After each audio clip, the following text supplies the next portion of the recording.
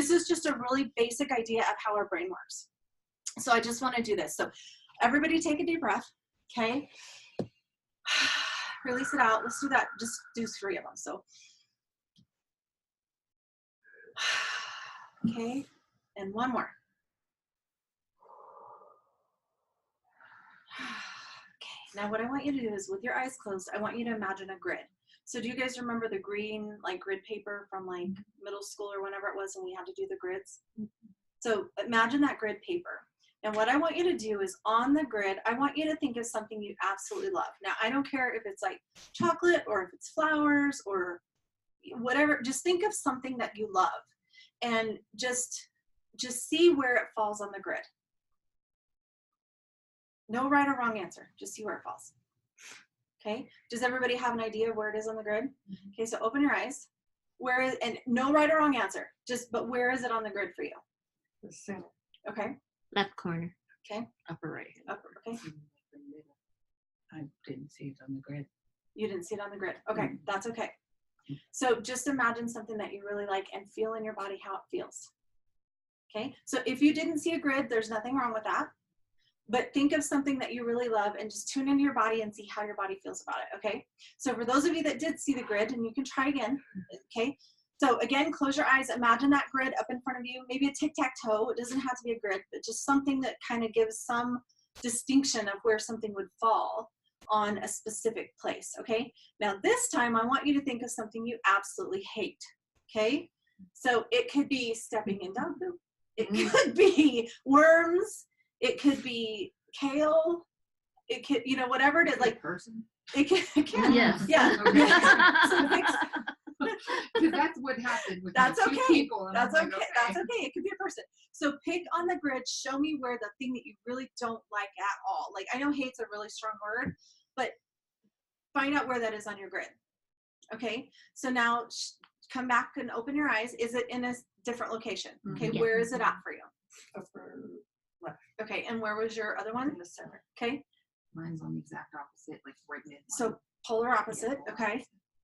Bottom right. Okay. Bottom left. Bottom left. Okay. So you could see that.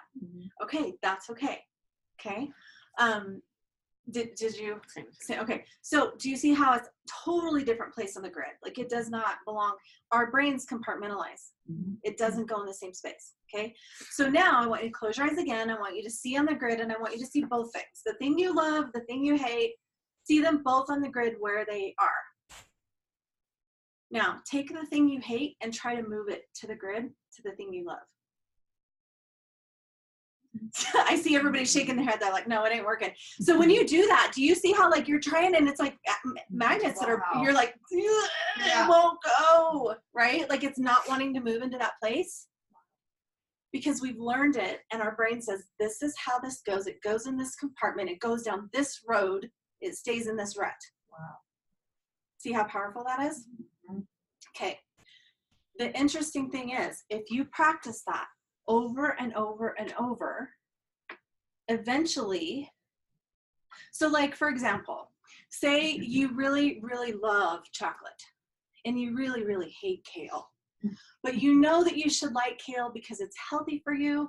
So you really want to kind of get to the point where, you know what, I can love kale. Like I can get myself that I really want to love kale because I know it's important for me to love kale. Okay. You can practice what I just did on the grid and just keep practicing bringing the kale to the chocolate, bringing the kale to the chocolate, and just keep doing that. It's not going to be threatening. You're still going to get that resistance, that pull away. But what will eventually happen is eventually your brain's going to be like, okay, well, she's really wanting to put the kale over in this category. So maybe it's okay. But you've got to retrain the pattern in your brain to put kale in the love category. Wow. Makes sense? Yeah. That's pure and simple basic NLP. Now, people use it in NLP training when they're working with a client. They'll do things that kind of anchor that in. So like if that's a safe thing and I'm helping her and I'm like, it's going to be okay. It's safe to bring that up. I would touch her in that. There's certain places, like there's certain, you could do it on their arm, you could do it on their knee, you could do wherever the safety zone is. But basically what happens is Anna is an NLP practitioner. What I would be doing is I would be touching her arm every time I said something positive. So what happens is then kinesthetically, because you're feeling it, you're like, oh no, this is a safe thing to feel. So as you work through that with a practitioner, they're helping you bring that transition a little bit faster. Well, it's interesting because I didn't actually have that much resistance taking one to the other, but I wonder if it's because at one point I loved that. Could be. And so for me to say, you know what, no, shift it. Because you've seen it there before. Yeah, It's been in because that. it's been there before. Yeah. Yeah. So I would do the same exercise with something like Yes. not so like That's what came up. It Emotional. was the thing that came no, up. it's okay. That's okay. Try But like spinach. for your own I like Oh, spinach. okay. I didn't used Brussels to, but sprouts. I I don't do know. now. yeah, I know. And I like all this too. I actually like kale. I like Brussels sprouts. I like, so I always try to think of something that most people don't like. So, but whatever that is, like that's just a little exercise that you can use to kind of start. So if there's something you know you need, that little exercise alone will help you do that. Another thing that you can do to help you retrain your brain is take like a notebook paper. So the lined notebook paper. And you know what? We'll do this in the next one because I want to get a little bit, I want to do the next one in self-awareness, okay? Because I think that'll really help. So that kind of went off topic of self-care, but do you see how in your head you may have resistance to self-care because you may not feel like it's the right thing to do? Can I ask a question Uh-huh. about, you said bring it to, mine met in the middle. Well, that's okay. Is that okay? But then what would happen is if they met in the middle and you really don't want it to be neutral, you Yeah. want it to be the other one, then you would Uh-huh. eventually start So moving move that. back. Okay. Mhm. I was just wondering why the one I liked went down. you Well, know? because probably it's easier for easier you to pull. Cool. Yeah, so that was really important for her to say. She said, why did the one I like come down? Mhm. Because it's that, well, it's probably going to be easier to not really stand my ground on what I like, and it's going to be easier to just settle. Oh, she was that was good. That hit you a minute late, like it took a minute, but it sunk in, didn't it? Yes. You probably do that Because with I a lot of do stuff. that shit. Yes. You do it with a lot of things. Yeah. That's my pattern. Mhm. It's like, okay, we'll It's do easier to that. back down. Because then there's no confrontation or Yes. everybody's happy and everything. Yeah. Except you. Yeah, and then I just get pissed Right? and go home and call Jennifer.